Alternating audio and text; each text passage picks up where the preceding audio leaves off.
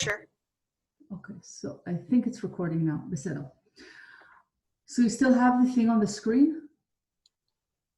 The page? No. No, okay.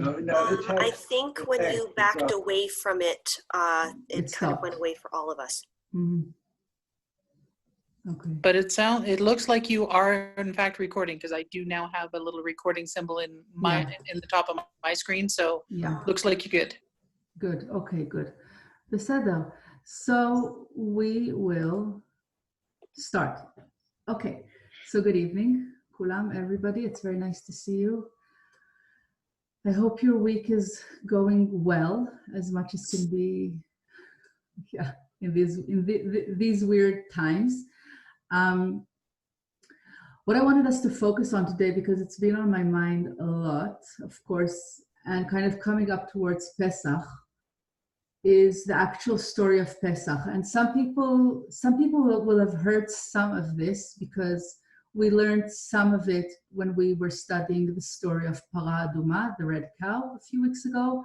And then some of you in another class, we kind of looked into it a bit more. But I want us to go in and look today at the symbolism of blood, and the question of the doorposts, the mezuzot, and to look at this moment in our history and time, in ancient history, at the beginning, when we were born as a nation. Shalom to everybody who's joining in. I kind of see some of the names, but not all of you, so shalom, shalom. This one night before leaving Egypt, before emerging from slavery into freedom, from death into life, from something that we were used to into some unknown, there was this night when the nation was basically quarantined, the Mitzrayim in Egypt.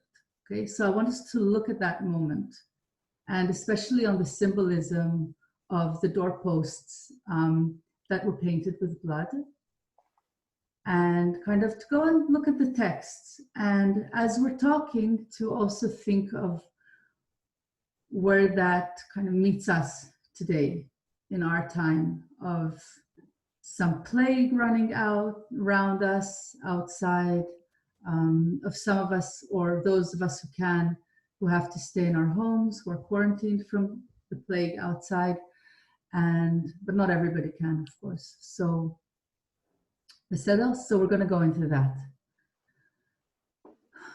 I just want to say one thing about Pesach Mitzrayim. If you see here, so there's blood on our doorposts, which is the top. And then I added another sentence underneath it. Pesach Mitzrayim, rereading Pesach Mitzrayim in light of our quarantined presence. And Pesach Mitzrayim, does anybody know the difference? What Pesach Mitzrayim means? And if somebody knows, you can unmute yourselves and say. And if not, then I'll say it. Pesach is order, isn't it? And Mitzrayim is Egypt. Yeah, so Pesach is Passover and Mitzrayim is Egypt. Pesach Mitzrayim refers only to that first Passover, that first Pesach that happened in Egypt. Every other Pesach afterwards, even when they were in the desert, to this day, to the Pesach we will be celebrating in 2 weeks' time exactly. Today was Rosh Chodesh. Happy Rosh Chodesh, everybody. Happy month of Nisan. Is Pesach Dorot, so Pesach of the generations. So we're looking at Pesach Mitzrayim, which was a specific Pesach, a specific Passover. Okay, and yes, today is the first day of Nisan. It's Rosh Chodesh. Was Rosh Chodesh today, and Nisan is the month of Geula. The gates of Geula, the gates of redemption, are opening up as we speak. So yeah, may this whole limud be a kavanah towards redemption and towards Geula, whether communal Geula for all of us or some personal place of calm and freedom inside the places that we are now. Okay, so I want to go back to the text. Would somebody be interested in reading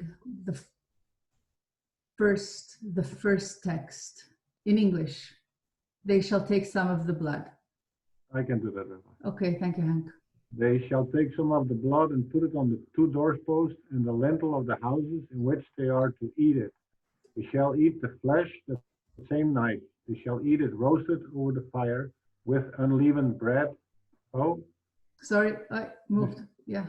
with unleavened bread and with bitter herbs.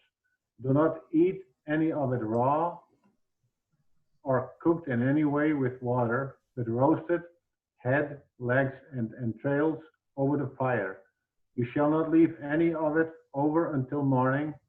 If any of it is left until morning, you shall burn it. Okay, thank you.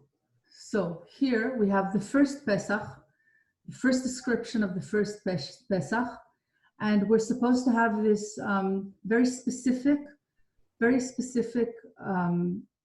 sacrifice happening within people's homes. Okay, it has to be within the home, and there's a specific way of doing it. Now, at that moment, we don't have priests, so every person, very much in the same way that the Seder happens to this day, you do it in your home, and you are the people who do the ritual.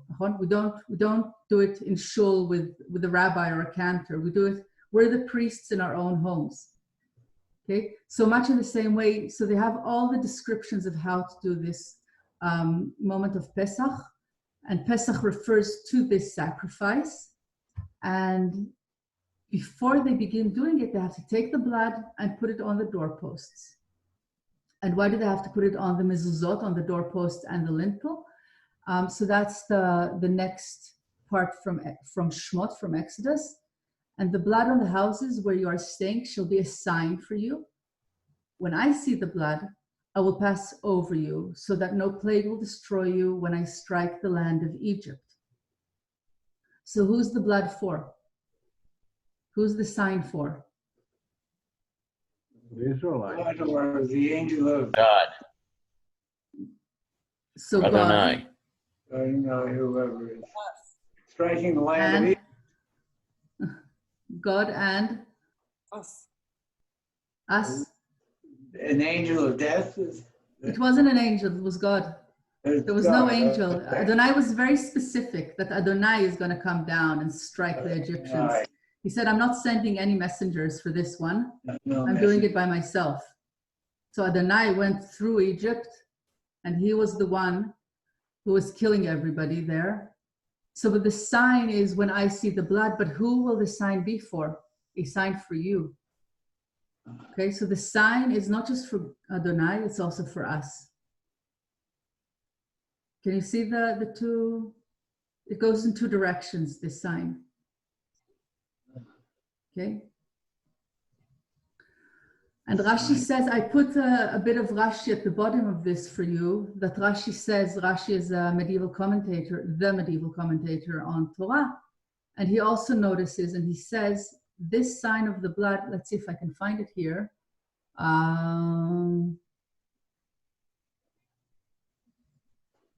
Here, you see the yellow bit here? And the blood shall be unto you for a sign. It shall be to you for a sign, and not to others for a sign. From this, we may learn that they put the blood only inside their houses. So they learned from that the blood was inside the homes, not outside. The blood was for Bnei Israel. So it's something they were seeing. So imagine this night. Close your eyes for a moment if you want, or open your eyes and think about it, okay? Think for a moment of this night that they know something terrible is about to happen outside. They're huddled in their homes, and something terrible is happening outside. They can hear the cries and the screams, and they're doing this. They're creating a ritual in their homes that they've never done before, and the ritual is focused totally on the dead lamb or goat, and they have in front of their eyes for the whole time this smearing of blood on their doors as a sign of protection or remembrance or something. So it's not just for God, it's also for Bnei Israel. When they are about to leave Egypt, when they're about to leave whatever was enslaving them, their place of slavery, when they're about to go into somewhere that they have no idea where they're going to. So it must have been a relatively stressful moment for them. They have this blood on their door, okay? This huge sign of blood that they smeared. So it's for them and not just for Adonai. Okay.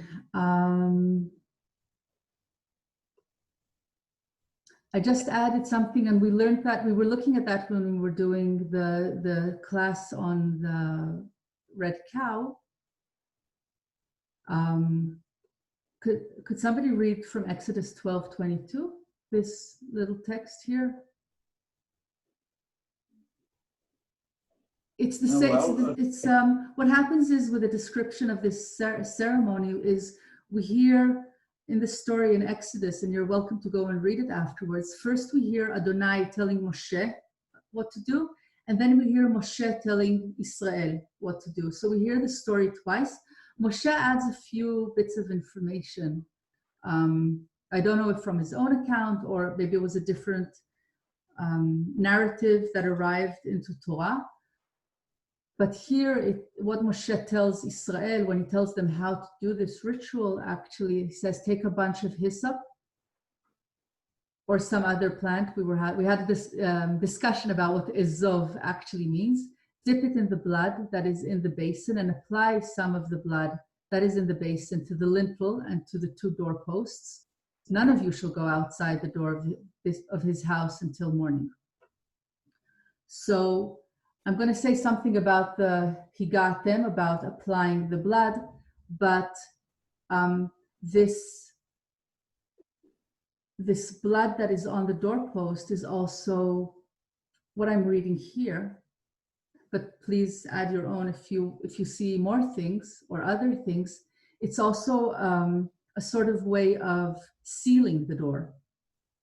So you put the blood on the inside, and then you're not supposed to go through that blood. Okay, it's I think I saw Meital here. Meital, if you remember the Milchemet HaMifratz, the first Gulf War, when we had to shut the windows and the doors when we were going into the safe room. So it's very much the same sort of, I think it's kind of a similar sort of request or injunction of the people. Okay, so let's stop here for a moment, and you can look at these texts again and see if something comes for you. Shelter in place. Sorry? Shelter in place. Shelter in place. Okay, something at home here. What is shelter in place? Oh, what we're supposed to be doing now. Yes. Shelter in place, yes. And then the question is the place really a shelter? Can you hear me? It's Judith. I mean, how strong is blood that it can stop God from coming in? Paula, you wanted to say something. Yeah, it's not to stop God. It's to wave the red flag and say, not here. It's not about stopping God. It's about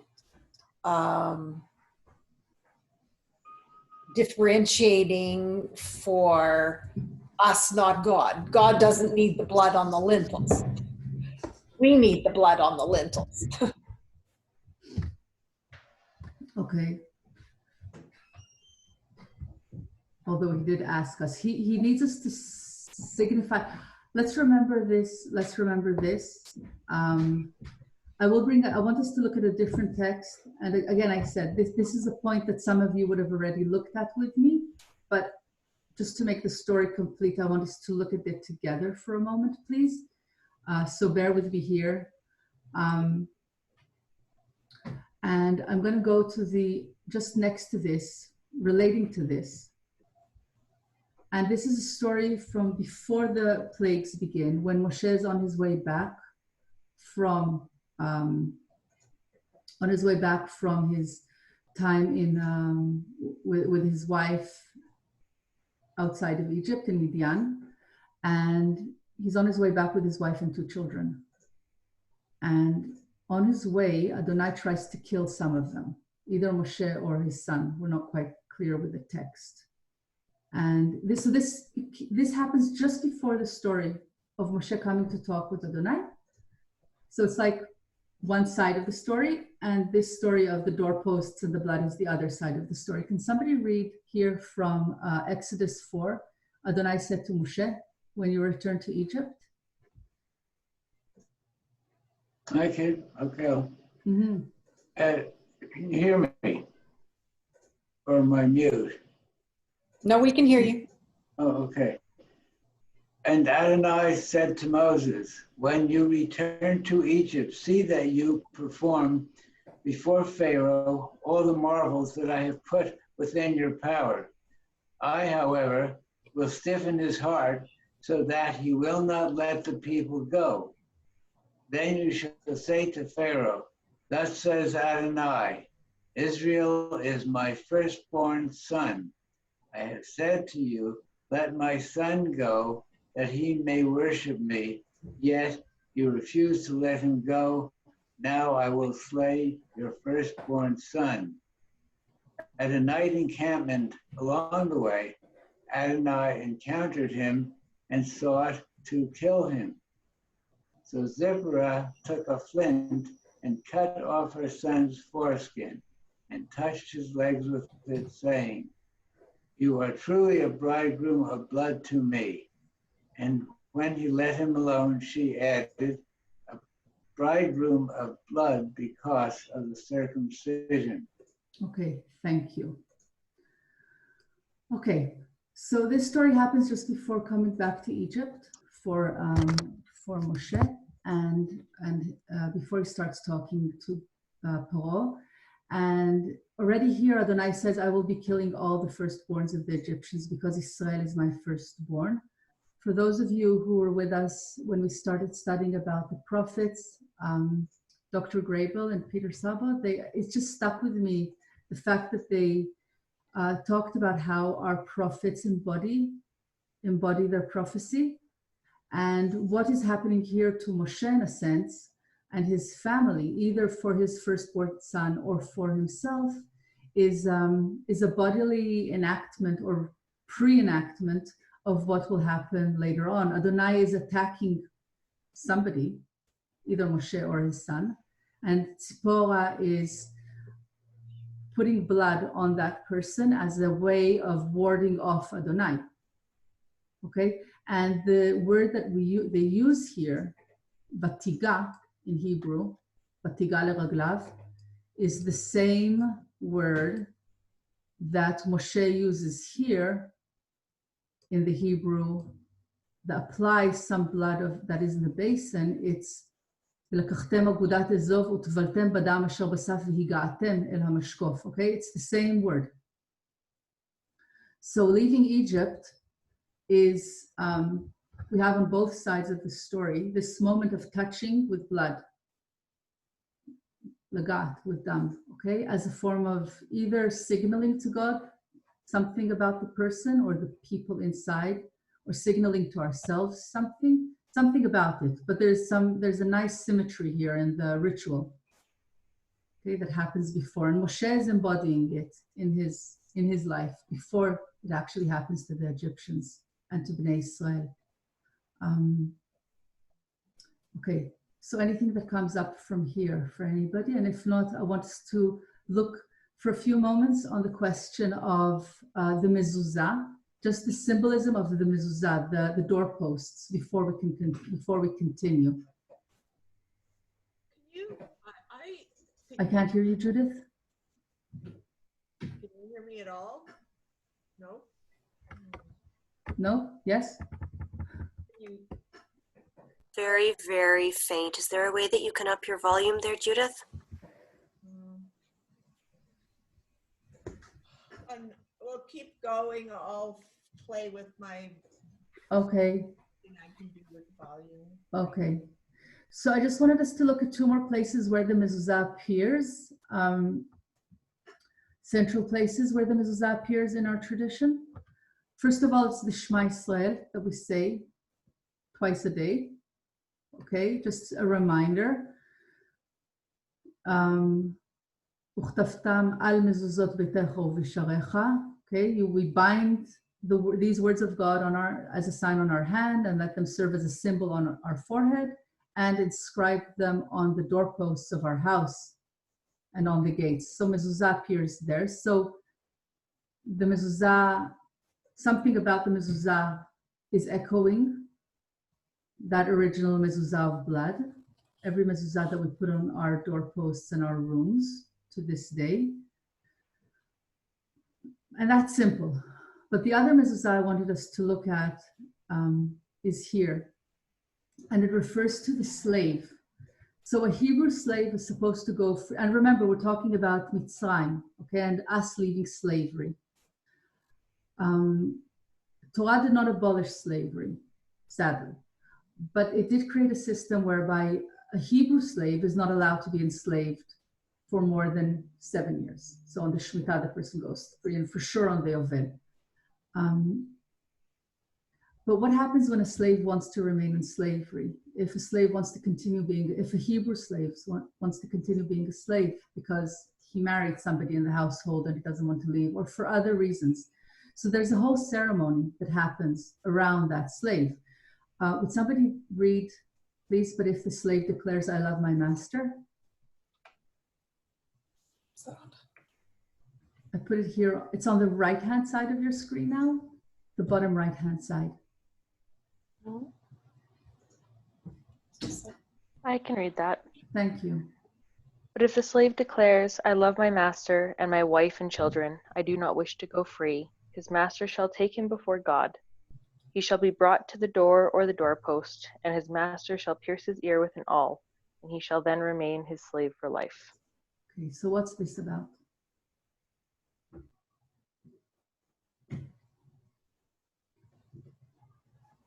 Interesting.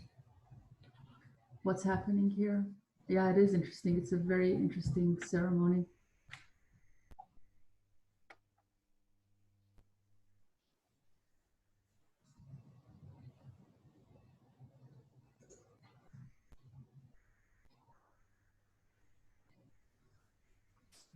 It looks there is like some connection, which is there is no way back from it.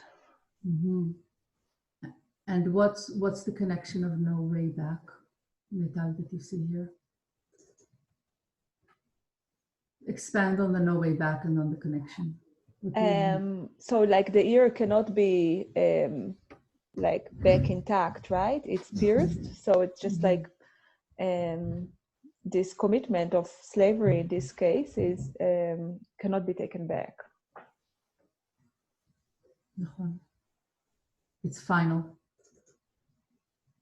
It's like in some places slaves were tattooed, so you can't erase that from your body. And so there's something final about it, and painful, I would guess, also, like the act of actually, how do you pin somebody's ear? And but why does he have to go through this if he chooses of his own? Yeah, Judith. First of all, can you hear me or not? Sort of. I don't know what changed recently because. Yeah. Okay. No, it's okay. So. Okay, but my question is, well, no, you'll talk. Why the doorpost? Why the doorpost? I mean, you could do it anywhere. You נכון. could wreck the guy's earlobe or ear anywhere. You don't have to do it on a doorpost. So isn't that the symbolism of Pesach, that it's on the doorpost? Yeah, I think so. So we'll look at a midrash in a moment talking about that. Lauren, did you raise your hand to say something? No. Okay. I was just wondering. Yeah. So Chazal, we're also looking at that. And is this still recording? I can't. Yeah, I think it is. Okay. Chazal, and you have it here. And there's a midrash here in Bavli Kiddushin in the Talmud. In Kiddushim, and they're asking the exact same question, and they're looking at it again within the relation. They're bringing it to Pesach, of course. Why is the ear different from all other limbs in the body? Why is the ear pierced and not another organ? No, I mean, we can pierce various organs. We can, do various terrible things to people. We can also, yeah, okay. So why the ear? Would it be to remind the slave that they have to listen to their master? That's a good explanation. It's not the one that they bring, but it's a good explanation. Yeah. So it's like now you have to listen to somebody else. You're not going on your own account. The explanation they bring here, and you can see it on your the left of your screen. So the ear is, Kadosh Baruch Hu said, the ear heard my voice on Har Sinai when I said, for to me, the children of Israel are slaves, and they should not be slaves to slaves. And yet this man went and willingly acquired a master for himself. Therefore, let his ear be pierced. Okay? So this is relating to a Hebrew slave. So we're only supposed to be slaves to Adonai. Leaving Egypt, leaving slavery. And again, we're talking today, so everything is based, it's a symbol and a metaphor for looking at our lives. So as Jews, as Am Yisrael, when we celebrate Pesach, we're supposed to remember something about leaving slavery and going into scary freedom. And this slave, this person from Am Yisrael, decided to remain a slave.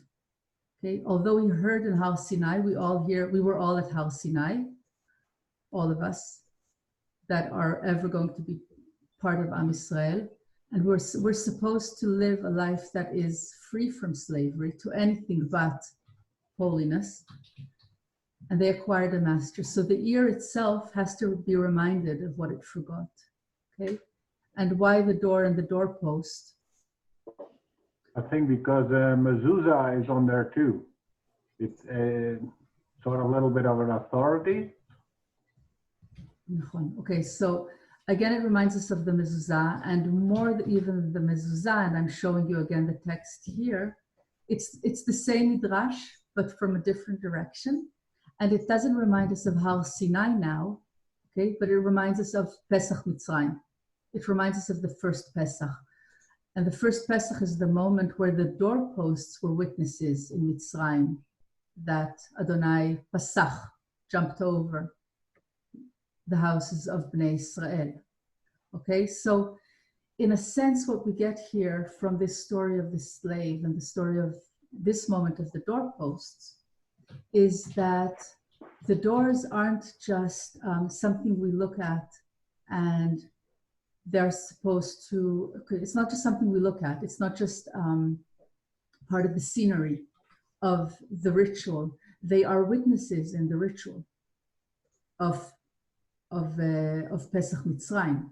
Okay, the doorposts, the mezuzot, like in many cases we have in Torah when there's a big covenant between Adonai and Am Yisrael, the heaven and the earth, Shamayim va'aretz, are invoked to be witnesses, legal witnesses of that moment. And in a sense, and through this midrash, it seems that at that moment of Pesach Mitzrayim, when Adonai was running around Egypt killing everybody, the doorposts, the mezuzot, were witnesses to the moment of our redemption.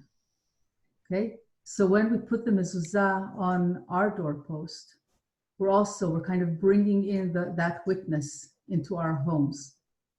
Okay, and those doorposts will also be witness whenever a Jew, somebody from Am Yisrael, decides to enslave themselves to something other than what they should be working towards. Okay, so that's something. Does that make sense? I mean, do you understand where I'm going with, or do you have something? So let's just stop here for a moment. Gila, Yes, Ken.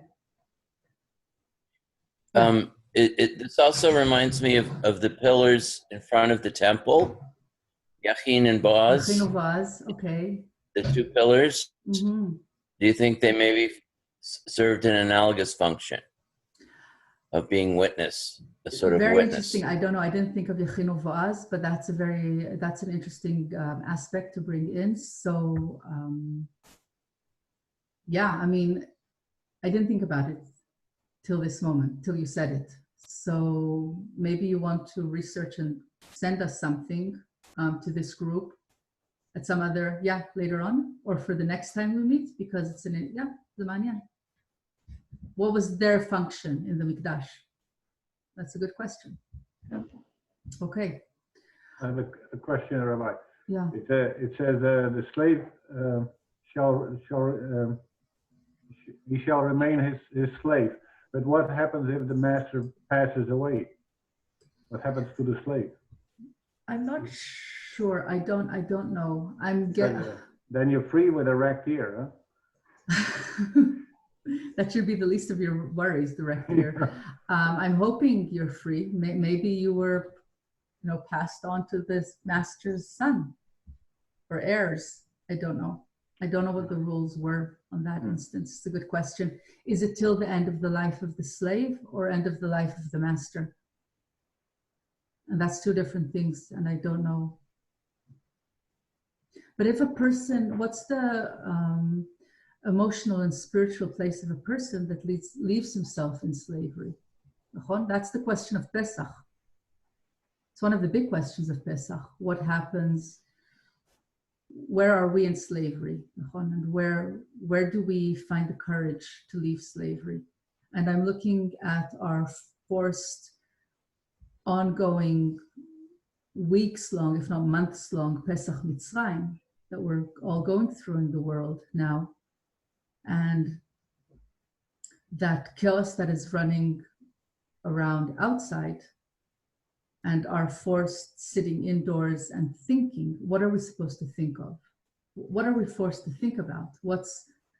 And one question that I'm asking myself is, what is the slavery that's happening outside that has forced us indoors now? And when we emerge, are we going to emerge back into Egypt or out into a desert? Okay. Okay, so, okay, so now I want us to look at another aspect of Pesach Mitzrayim, and especially around this, specifically this night, and it's another name for this is Leil Shimurim, okay? Leil is night of, and Shimurim is being guarded from or guarded by, okay? So there's something about being guarded, and I saw today when I was kind of preparing for this that there might have been times that the night of Pesach wasn't called Leil Seder, but was rather called Leil Shimurim, okay? So it might have been an older way of talking about this night. And what does Leil Shimurim mean? And what are we guarded from? What are we being protected from? So first, let's look at the origin of this. Can somebody read Exodus 12? At the end of the 430th year. I can do it, Rabbi. Tada. At the end of the 430th year, to the very day, all the ranks of the Lord departed from the land of Egypt. There was for the Lord a night of vigil to bring them out of the land of Egypt. That same night is the Lord's one of vigil for all the children of Israel throughout the ages. Thank you. So whenever they say here night of vigil, it's Leil Shimurim, okay? And here in the green, Shimurim lechol bnei Yisrael dorotam, it's a night of protection for all the children of Israel throughout their generations. This night is protected and comes as such from ages past against all destructive forces, as it is said, and he will not permit the destroyer to enter your houses. That's Rashi again. It's medieval commentary on this portion from Exodus. So what did Rashi have in mind? What's going on that night? Who are we guarded?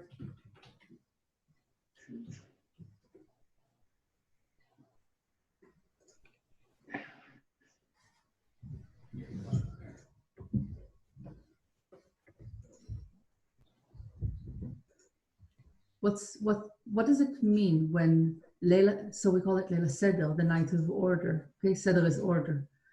But what does it mean when the name of that night is Leil Shimurim? It's the night of being guarded. What does that turn into that night? What does that turn that night into? Sorry, better way of phrasing it. And the seder could be an aspect of this, because on such a night we might need more order and structure. But what's happening on that night? For all generations, throughout the generations. My immediate sort of thought is almost of relaxation, sort of that knowing that safety, being able to relax your guard on that one night of all other nights. Why is this night different from all nights? Because on this night I can relax. Yeah. But there's something going on outside our house that is dangerous. Yes, there's something to be protected from on the night of Passover. Or chaotic.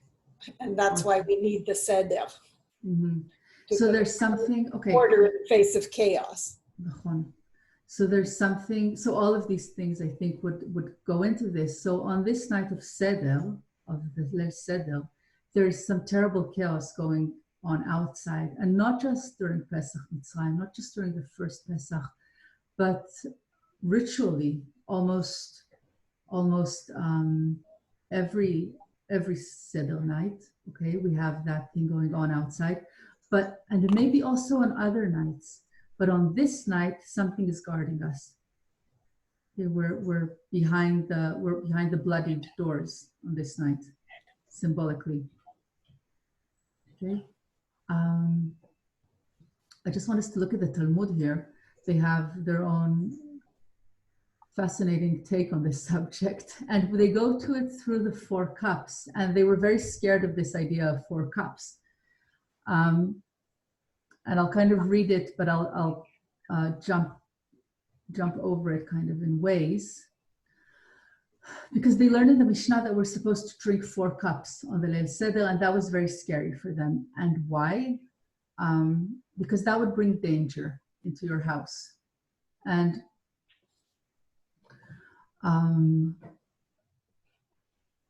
the Gemara asks, how could the sages establish a matter through which one will come to expose himself to danger?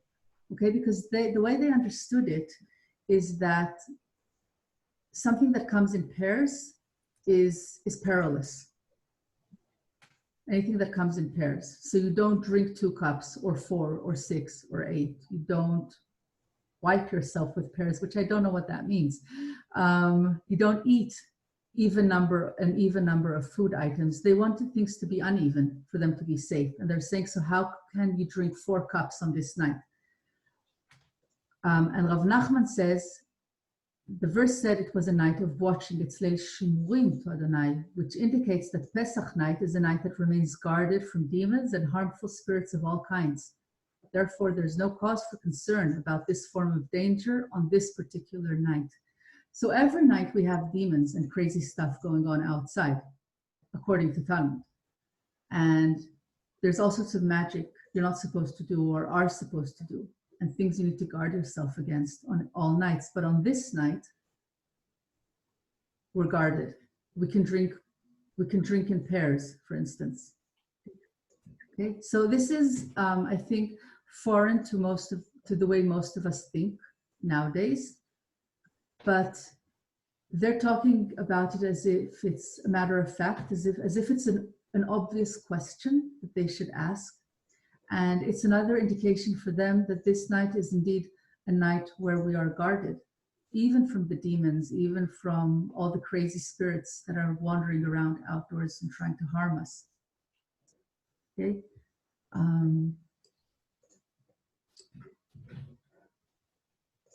Okay. Another understanding for them about Leil Shimurim, about the night of guarding, is this. It's a connection with the question of creation. In Nisan, our forefathers were redeemed from Egypt, and in Nisan, in the future, the Jewish people will be redeemed in the final redemption. So the Gemara asks, where do we derive this from? And they say it's Leil Shimurim. Okay, this is the night that Adonai was watching for all the children of Israel throughout the generations. And this teaches that the night of Pesach is a night that has been continuously watched.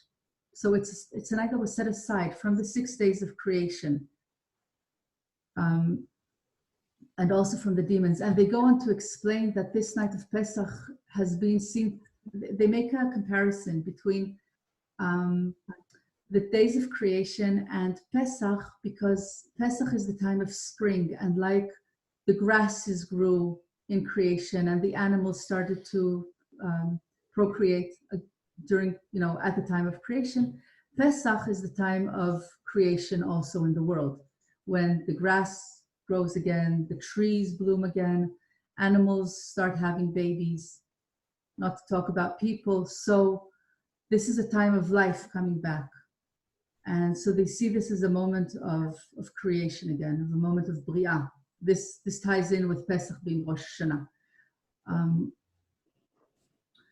Beseder. So, but again, this means it's a moment of either, they see it as a moment that is guarded from all crazy things and evil and the chaos. And the chaos is a good way of seeing it, because creation comes out of chaos, comes out of Tohu Vavohu.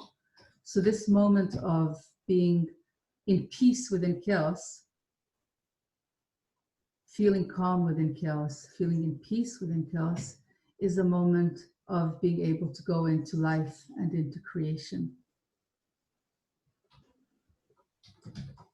Anything before we continue to these drawings here? Some question or something that makes sense or doesn't make sense?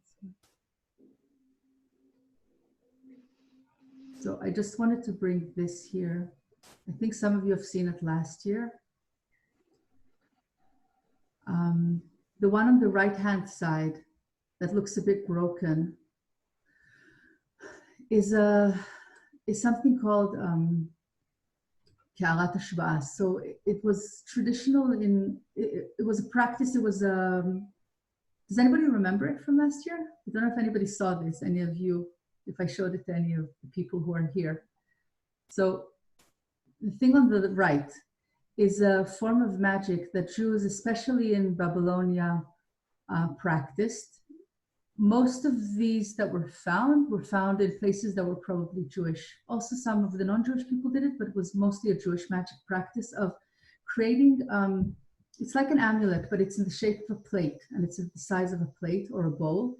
And the magical words are written within the plate, okay? And also you could see a picture of a demon or an angel or something in the middle. So all of this is a form of kind of bringing some form of magic, of protection into the house. These plates were often buried under the doorposts of the homes or under the floor of the home in the Jewish homes as a form of protection. We can find many of these plates have specific words of guarding for women who are birthing. Okay, so for women who are giving birth, to protect them against all the demons and the angels that would take them at birth. But we also have other plates like this. So this was a well-known Jewish practice. This is from the 6th century, but there's some older and some newer. And it's in the form of a plate. Okay, so this is an interesting subject in itself for me because I like magic. But on the left hand, I brought some, so this is from 2015. It's an Israeli designer called Dov Abramson, and he designed a Pesach plate that echoes these incantation bowls or plates. So we created a Pesach plate that uses, and he says this was his inspiration. This is from his website. So he created this sort of incantation seder plate with all sorts of words and things that we're supposed to bring into the festival. So in a sense, it's like the seder plate is almost echoing these plates of magic that are supposed to bring guarding into our homes. When I'm thinking of the seder plate and what it could bring for us when we put it on the table, apart from the symbolism of it, and we'll talk, I think, next week about the symbolism of the seder plate and how you can use it. but it is also a way of doing this protection magic inside our homes without having to smear blood on the doorposts, unless you're that way inclined. Okay, so I sort of liked his echo here of bringing this ancient Jewish magic back into Pesach in the way he did this plate. You can go to his website and you can see details of it, and it's a lot of fun. I like it. But the Jews who, wait, what are we talking about here? Okay, what are we talking about here? I can't see you again. I'm totally confused. I mean, I don't think the Jews in Kishinev for that Pesach, what did they say? They didn't do it right. They didn't get all the rules right because, you know, there was a pogrom. I mean, that's the classic case of, you know, chaos outside and trying to feel protected and safe and protected by a Hashem inside. Okay, wait, the whole Zoom is jumping and we need to bring some form of protection into the Zoom now, I think. Everything's kind of wobbling now. That's a great question. And Judith, I think that's a very good question because Pesach has been known to be a night when Jews were actually in peril. Yeah, it coincided with Easter so nicely. So, and maybe even before it coincided with Easter. Oh. Okay, something's kind of totally jumping here. I can see your plates fine. Nothing's jumping at my end. Okay, everything's jumping on my end, so I'll just make everything smaller. Not to look at it. So what are we talking about? Because Pesach, on the one hand, it's called the night when we're totally preserved from the chaos outside. It was the night when the original Seder is a night of total chaos outside and death and suffering. And also afterwards won't be that great, but then there's this moment when we're supposed to, at least ritually, say, now at this moment we are safe. At this moment. We don't know what's going to what happened before, and we don't know what's going to happen afterwards, but at this moment we're safe. But we know that throughout the generations, Pesach has always been a tricky moment, especially for Ashkenazi Jews, but maybe not just. Because if the rabbis keep talking about how safe Pesach is, 2,000 years ago, 1,500 years ago, it usually means it wasn't that safe. Something about it was scaring them. Otherwise, they wouldn't go on and on about how safe that night is. How did they look towards blood, Rabbi? I see blood as something dangerous, or did the Israelites see it as sacred, or what was their opinion about blood? I mean, if I smear blood on my doorpost, it means sort of danger for me. And red is a sign of danger, right? Yeah. Does anybody have an answer to this? What were they thinking? What's going on here on Pesach? What's this night doing?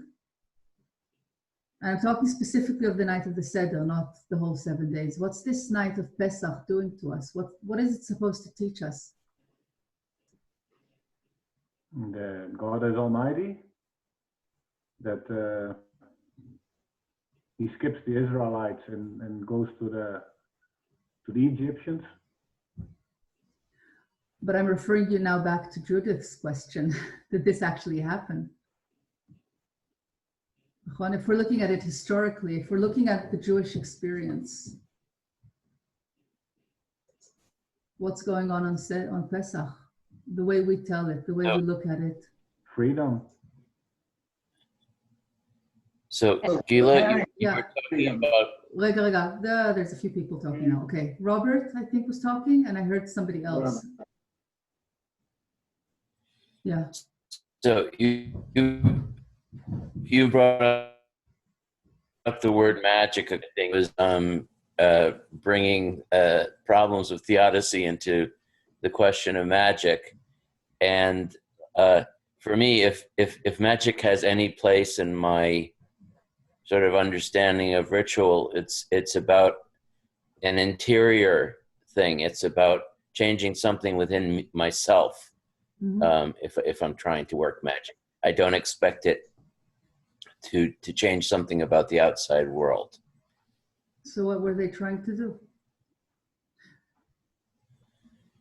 What's this ritual trying to do to us? Because if we go to the story, and I think also when I'm looking at the way the rabbis built the Leil Seder, and the way and the conversation they have there about the safety or such of the night, and bringing into account perhaps this idea that magic is something that happens inside, and all ritual happens within ourselves.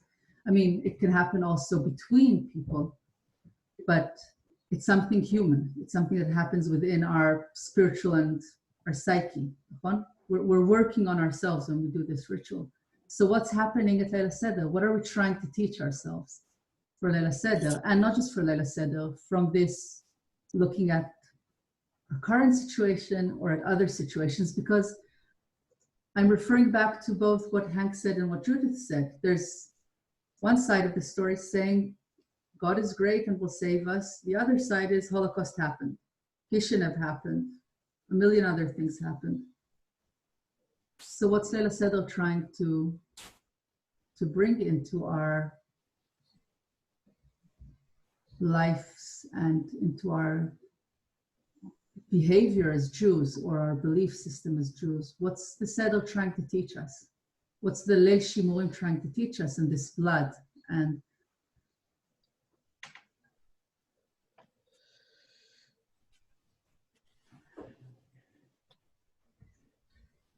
So, the first one, Leil Shimurim. is that, no, Leil Mitzrayim is the first one, is that right? Pesach Mitzrayim, yes. Pesach Mitzrayim, okay. And Leil Shmurim, okay, I still don't grasp Leil Shmurim, so I have no concept. That's their metaphor for a regular Seder, is that what you're saying? No. Pesach Mitzrayim is just the first Pesach. I know, That's simple. Leil Shimurim, it comes from Torah. So they look at it in the Torah. Where were we? Here, it's in Exodus. That's the name that Adonai called Leil Shimurim hu Adonai.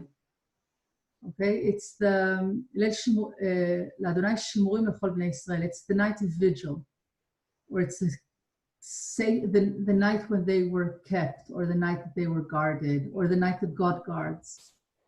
But that's in Exodus. It's the name it's given in Exodus. But it's a description, bring them out of Egypt. Are they talking about that first one, or are they talking about what we're supposed to do every year now? Well, they said throughout the ages, one a vigil for all the children of Israel throughout the ages. So if Pesach Mitzrayim is only for the first Pesach, but this idea of Leil Shimurim that's the idea we're supposed to carry throughout the ages. Okay, so that's why I'm bringing it to us here now. If we're looking at the question of what guards us and how we are guarded as Jews, as humans,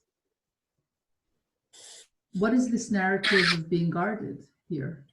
And what do we do in order to attain this place of being guarded or feel guarded? Well, celebrating the Seder, maybe that is what provides the protection that following the ritual is somehow protective. I think this is what the commentators are saying. But, so I think in a sense when we're recreating or celebrating Pesach on the night of the Leil Shimurim, I see there's messages here, on the night of the Leil Shimurim, then we are supposed to bring ourselves into a state where we attain this place of feeling guarded.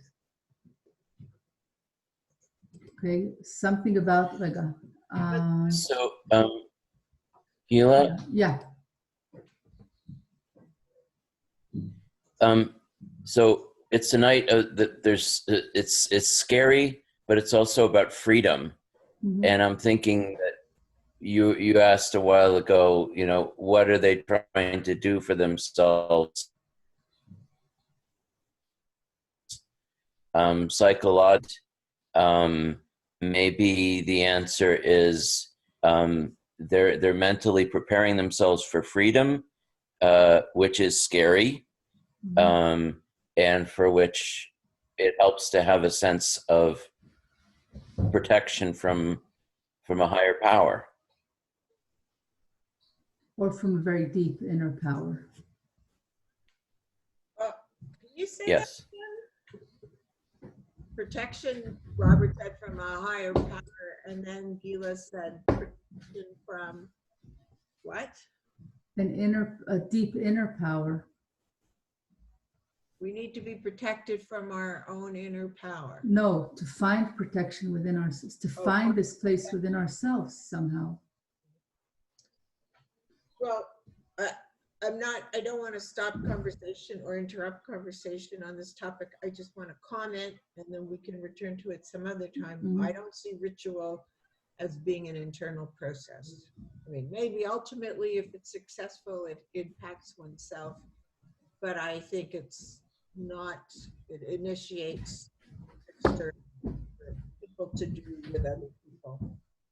I didn't hear the end of your sentence, Judith. With other people, it's a routine to follow whether you feel it or not, and then it's a familiar way of being with other people, and everybody kind of knows what's expected, and it's laid out, and maybe eventually it sifts down internally. Maybe you're right that the ultimate goal or purpose is transform internally, but I think it starts as external to the individual. I mean, you do it, you enact it, but you don't necessarily feel it. Yeah, okay. Well, we're not going to go into that specific conversation, although I will say that I think that like I think the idea I just want to comment something about what Judith said, and because this is a big question, because we have to do it, we do it in groups. I think the separation you do between individual and group is it's very Western contemporary. I'm not sure that it would be seen in the same way by other people necessarily in other times. Like the idea that the process that goes through the group eventually sifts down to the person, or is impacting the person, like because the person is part of a group. So the separation between these two things, and especially on Pesach, I'm not sure if we can separate, but okay, somebody wanted to say something and we soon have to finish, and I still want to kind of go with the last bit. So did somebody want to say something on this? I was just going to say that I think this year, perhaps more than many other years, the ritual is what is going to be binding everybody together, even though we're not going to be together, to know that everyone is still following the Seder, that they're still going through, that they're still following it, even if you're alone or if you're with one other person or a family of 4, like everybody is still doing it. And I think that ritual is comforting this year, especially. Mm-hmm. Does that make sense? Yeah, it does. Especially for those that are in a small group when they're used to being in larger groups of, Seders of 40 or more guests. And, I think, this year, in some cases it's down to 2. It's still comforting to know that everybody is still participating in it, even if they're not right there with you. Actually, I can't, I mean, I think we're having a discussion about this next week or something, but I can't even imagine doing it individually. I mean, it'll be individual for me, and I'm used to having very small seders, and I cannot imagine pulling it off or recreating any flavor of it for myself. I'm sorry. No, it's a great question, and a lot of people are asking it, and we're going to talk about it next week, because all over the Jewish world, people are asking the exact same question. And it's a very big question, I think, and it's not a light one. How do you do this by yourself? Whether by yourself is on your own, or by yourself is with a partner, or it's a very big question. Okay. Anybody have anything else to say before we go to the last bit? And it was kind of skimming it, but I just wanted us to notice the narrative, which the question of the Leil Shimurim and the question of what's happening on the Seder night is, or the Leil Shimurim night, is beyond going through a list of things that we're supposed to do, and it's beyond just the story of leaving Egypt. Okay,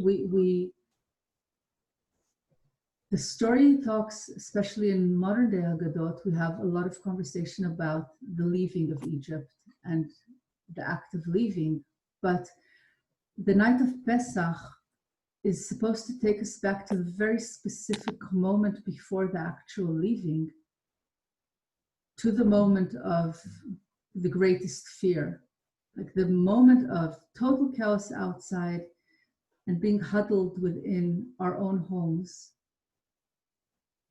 with only this blood smearing on the doors to guard us, and we don't know what's going to happen. We have no idea.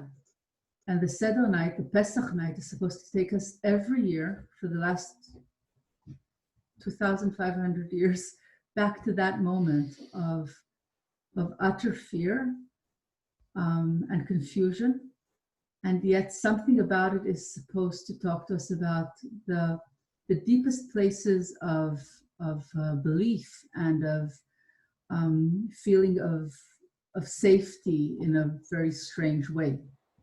Okay, it's supposed to hold this something that, how do you hold them together? How do you hold these two very separate emotions together? And that's what the Seder night is supposed to bring up for us. So I just wanted to end with a midrash that I heard this week, and it really spoke to me. And at this specific time, and it has nothing to do with blood, it's about water and about drowning. No? Water and drowning isn't good? Well, it might be better than blood, but I'm not sure. I think blood is better, but anyway. Blood is better, okay. This is from, again, Bavli, and it's from Yevamot. Very strange conversation going on there. We're not going to go into the conversation. But there's a story of,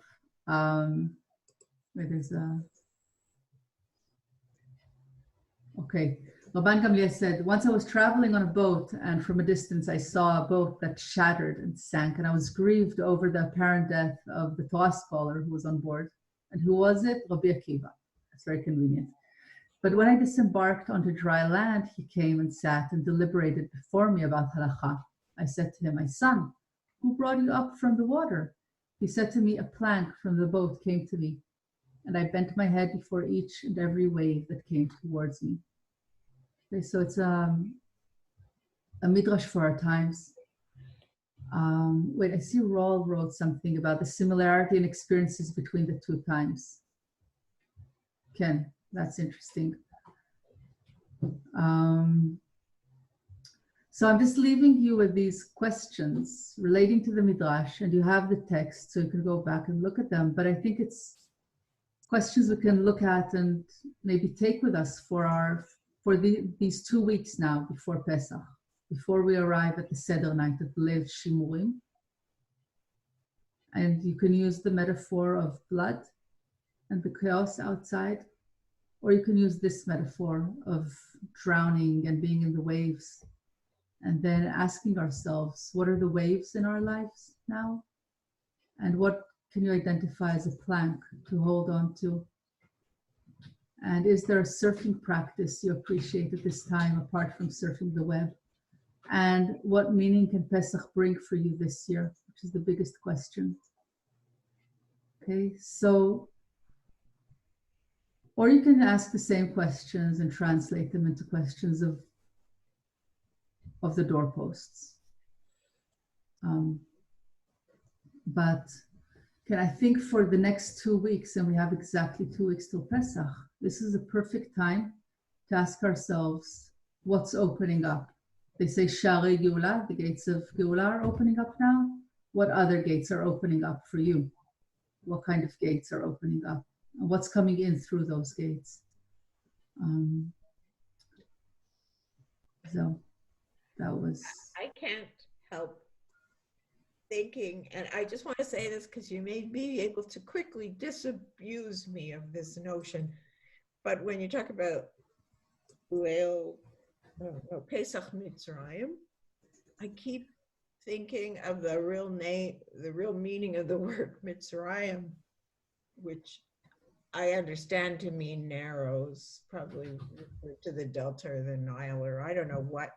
And it's like, I feel like it's a Pesach Mitzrayim. It's not, it's all about things narrowing and narrowing down in lives. Am I using any of the words wrong? No, you're using them perfectly right. And I think, yeah, we are in a very, yet again, we are in a very fascinating, as we said at the beginning, interesting, that was the question, that was the word somebody used, moment. And things are narrowing down. And what's narrowing down? I think that's the question. Maybe if that's a metaphor that's working for you, use that as spiritual practice for this time. But you're these questions are suggesting ways of, finding the good and the things that can get you through, and planks to hold on to, and ways of avoiding the narrowing. And I don't know, I feel like it's narrowing and we're pretending. I think it also gets at that sense of controlling those things that we actually can control when things feel like they are out of control.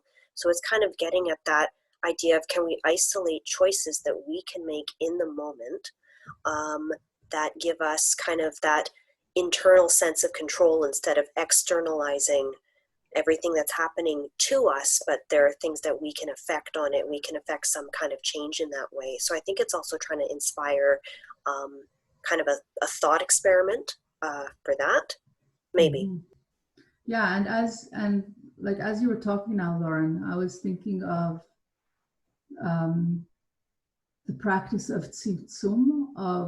Tzimtzum is kind of condensing things and making them, reducing them, but reducing like you reduce a soup, okay, to the essence of it. And this idea of tzimtzum, and for me, that's sitting a lot now in the question of what are we reducing now that it brings it back to the essence of life within our society and within ourselves. And I was thinking when you were talking now, how this could also, the going into the homes for Pesach that they were experiencing during Pesach Mitzrayim is also maybe a form of reduction, of letzamtzem, of going back into the small unit and creating the ritual there before exploding into a whole nation. But this moment of kind of focusing back. And Judith, I don't know if this is at all helpful to you, but I do think what Pesach could teach us, doesn't have to, but could perhaps Pesach Mitzrayim teach us and the Leil Shimurim teach us, is maybe and Pesach in general could teach us that, with the going back to the simple things of flour and water without even yeast, right? We're going back to the basics, to the letzamtzem. Maybe that's what Pesach is trying to teach us of this condensing, of stripping away everything that shouldn't be important or that is superfluous, and then maybe we can find, when we go back into those places, we can find something to hang on to. Okay, hope but nobody's asking me a question because I can't, all of a sudden my sound went crazy. I'm oh, sorry. I can't hear anything, so. Can you Or hear very, now? only vaguely. Okay. Yeah. A friend just sent us a quote that says, I don't know, commemorating not getting killed by a plague during a plague that you hope you're not getting killed by is probably as Jewish as you can get.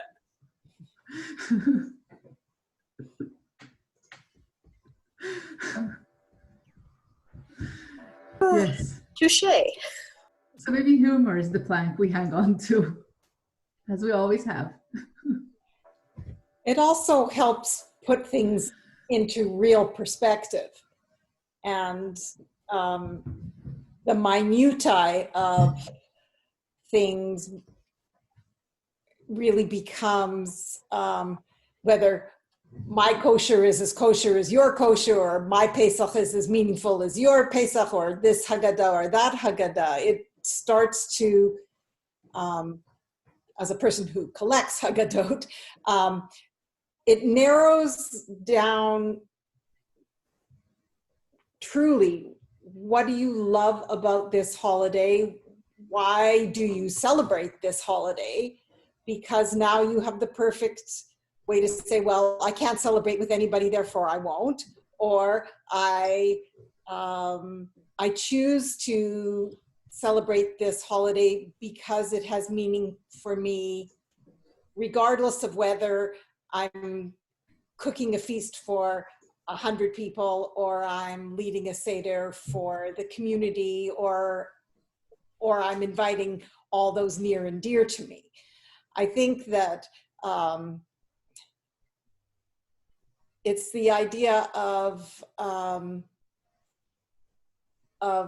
putting some order or meaning in this chaotic time, and saying, there's a lot of stuff that I worried about or wondered about that really, in essence, really doesn't mean anything.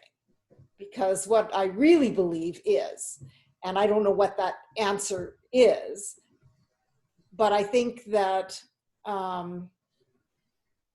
in years past, when when I've read, all kinds of, pages about Pesach and stories about Pesach and blogs about Pesach, people can get caught up in the minutia and the whole idea of what slavery means or redemption means, and all of those things gets lost. Mm-hmm.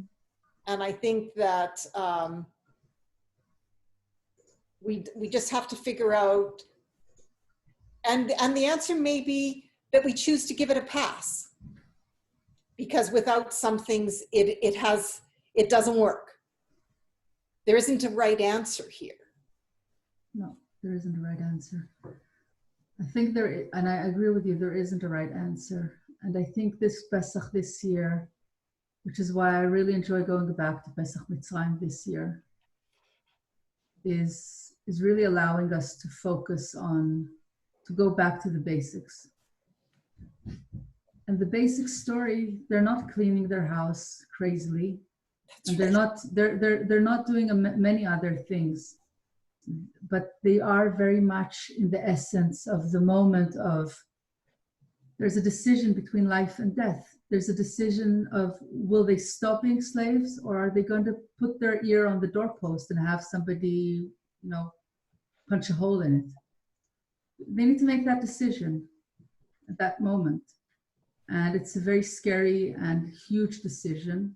And I think we're standing at that moment also, for many, from social perspectives, environmental perspectives, for many places, we are at a deciding moment now. And we have this opportunity, this Pesach, to really, to really ask ourselves these really, really basic questions. Chaim v'mavet, mamash. Being eved or being free. exactly there. And it's for ourselves as Jews, and it's for our, so I'm going to leave us with this now, because it's already 9:20, and some people might be tired and some might not, but this was an opening. I think you have the texts. We're going to meet hopefully next week for another, or is it on the 5th? Can't remember now. For at least another one class on Pesach, and we'll focus on the Seder plate and how to use the Seder plate, because this year I want to go back to basics. Okay, so I know there have been like millions of Haggadot written, but I want us to go back to the basic, to the Seder plate, and what that brings to our table. How do we use that? And you have those 2 weeks now before Pesach to use this time as a great moment of cleansing and asking ourselves these big questions of what's important for me in my life to make my life really worth living, and also what is helping me now. So 2 small questions to take with you. Zeo, thank you very much, everybody, for sharing and for being here and talking. And so hope to see you tomorrow, whoever wants to join for Kabbalat Shabbat, and then for Torah study on Shabbat morning. So good night. Toda. Thank you. Right. Night. Thank you. Bye, Ro. Keeps writing.